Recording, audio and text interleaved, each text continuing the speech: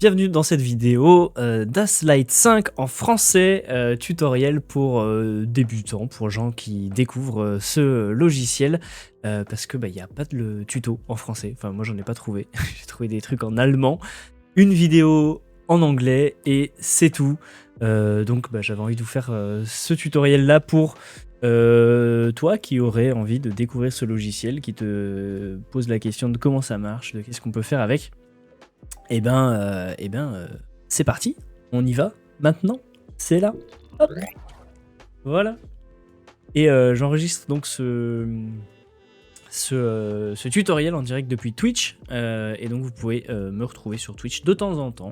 Il n'y a pas de programme précis, mais sur Twitch en live de temps en temps pour de la programmation de lumière, pour du montage vidéo, pour plein de choses différentes.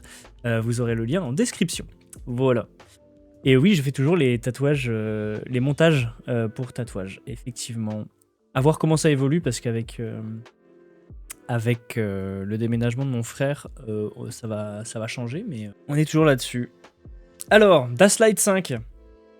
Dès qu'on ouvre le logiciel, je vais vous mettre un lien si vous voulez le télécharger dans la description aussi. Sinon, vous allez sur le site de Aslight et vous téléchargez. Voilà, il n'y a rien de compliqué. Ça va vous installer des fichiers et notamment des fichiers SSL qui sont les fichiers nécessaires à pouvoir contrôler vos lumières. C'est le fichier qui comprend chaque canal en fait, de votre lumière et qui permet de le contrôler, de numériser on va dire votre lumière. Par exemple ici si je prends chez Martin, si on prend une Mac 1200 M1, hop, je l'ai ici à gauche, là, donc je la prends, drag and drop, cliquer déposer, et je la pose ici, et donc là j'ai ma lyre, donc qui comprend 10 canaux. Et là, elle est patchée sur mon univers 1, qui est ici. Donc là, on a tout notre univers du premier canal à 512 qui est là. Et donc on peut patcher où on veut notre lumière. Si je veux qu'elle commence au canal 300, je la mets sur le 300, voilà. Et comme ça j'ai juste à déplacer ma lumière. Et on peut en mettre plusieurs. On peut en mettre une qui est une autre ici. Après il nous demande si on veut les grouper à chaque fois. Donc là, je vous montre rapidement comment ça marche. Pour présenter l'interface, donc à gauche, on a la bibliothèque avec donc toutes les marques, toutes les différentes marques de lumière qui existent. Machine à fumer, laser, machine à brouillard, tout ce qui existe, stroboscope, etc., etc. Il y a énormément de choses ici et vous pouvez importer vos propres fichiers également ou alors en télécharger depuis un cloud. Voilà. Et donc voilà, on peut en importer également en cliquant sur le petit bouton ici, Import Fixture, et là ça nous ouvre notre dossier et on peut mettre ce qu'on veut, aller les chercher, etc. Ensuite on peut les ranger de manière différente avec toutes les petites icônes qu'on a ici, et en strip, du coup là c'est si on a de la LED, on peut choisir le nombre de LED, etc. Et on peut patcher ça sur notre univers, voilà. Simplement. Donc dans le logiciel, on peut avoir jusqu'à 100 univers, ok. Après, il faut avoir le matériel qu'il faut pour les sortir, mais on peut aller jusqu'à 100 univers. C'est déjà pas mal. Donc ça, c'est pour la partie gauche, c'est la bibliothèque. On voit en fait qu'on a trois menus, trois pages principales, on va dire, avec Setup ici en haut, Control et Touch. Et on verra ça dans d'autres vidéos. Voilà. Donc, à gauche, la bibliothèque. À droite, notre univers avec tous nos canaux. Ok. Et on voit qu'on a grille et liste. Okay. Donc, grille, ça nous met notre univers en mode grille. C'est une grille qu'on a là. Et en mode liste, on a une liste. Voilà. Et donc, on peut avoir accès ici aux différents groupes qu'on a. On peut avoir accès à inverser le tilt, inverser le pan. Et on peut dérouler le menu pour voir quel canal correspond à quoi, tout simplement. Et donc ici, on peut cocher si on veut inverser le pan, inverser le tilt, etc. Et on peut tout développer. Et on peut voir que notre Mac 1200 M1 est connecté sur l'adresse numéro 1 à 10. la 1200 M4 sur l'adresse 33 à 46. Et on a le nom ici du fichier .ssl2.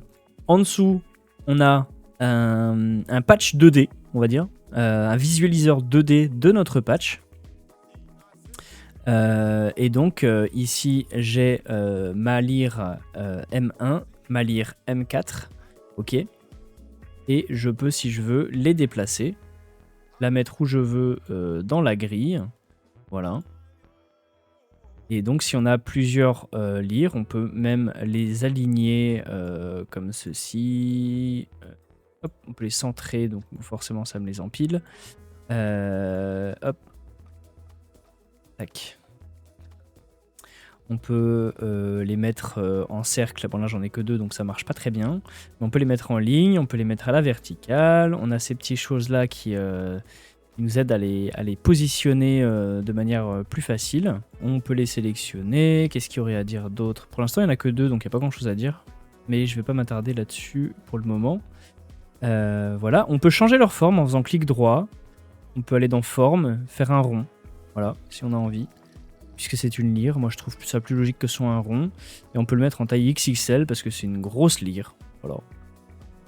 On peut faire un rectangle aussi si on veut. Mais on va faire des ronds. Voilà. Taille XXL. Allez, hop là, j'ai ma souris qui lag un peu. Et à droite, pour les lyres, il y a un truc qui est vachement bien. C'est qu'on a des limites de mouvement. On a la limite pour le dimmer, ok.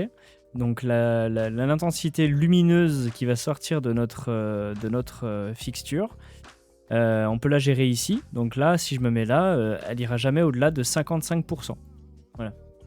Ok, donc je peux définir cette limite-là. On retrouve ici inverser le pan, inverser le tilt. On voit que les traits correspondants s'allument en rouge et on voit échanger pour inverser le tout. On voit aussi que le minimum de notre panne sur cette lyre, ça va être 0 et elle va jusqu'à 360 degrés.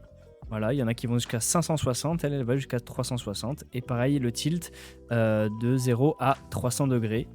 Et donc, si on veut, on peut définir que cette lyre-là n'ira pas au-delà d'un certain débattement. Pour le pan, parce que y a des rideaux sur le côté, on veut pas que ça les touche, ou on veut définir cette limite là, on peut faire ça ici. Voilà, la limite des mouvements, ça c'est quelque chose de pratique selon la scène que vous avez. Voilà. Et on a des petits boutons ici en haut donc, qui permettent d'éteindre le faisceau, allumer le faisceau, centrer le faisceau, et on a une flèche qui fait un balayage pan, donc ça va faire que notre lyre va faire un mouvement de gauche à droite horizontal pour qu'on voit les limites qu'on a fixées, et on a pareil pour le pan, donc elle va monter et descendre pour voir les limites qu'on a fixées si on est bon, et automatiquement quand on clique sur ces boutons ça nous allume le faisceau pour qu'on voit sur quelle lyre on travaille et jusqu'où ça va. Ça c'est pour la partie setup. Voilà, c'est assez simple à comprendre, il n'y a pas grand chose à dire de plus. Voilà, en gros on est là-dessus. Après on peut faire des groupes. Là je peux donc prendre mes 2 lyres, cliquer sur le bouton plus en bas, et là j'ai ma sélection 1 et je l'appelle lyre. Voilà. Et comme ça, dès que je vais cliquer sur lyre, ça me les sélectionne les 2. Et là je vais pouvoir travailler sur mes 2 lyres et dire hop, tu vas pas au-delà de 45%. D'accord ? Voilà, c'était la présentation de la partie setup de Das Light 5. J'espère que cette vidéo t'a plu. Il y aura d'autres vidéos donc pour la suite. Et voilà, abonne-toi, commente et puis partage et puis have fun. Ciao.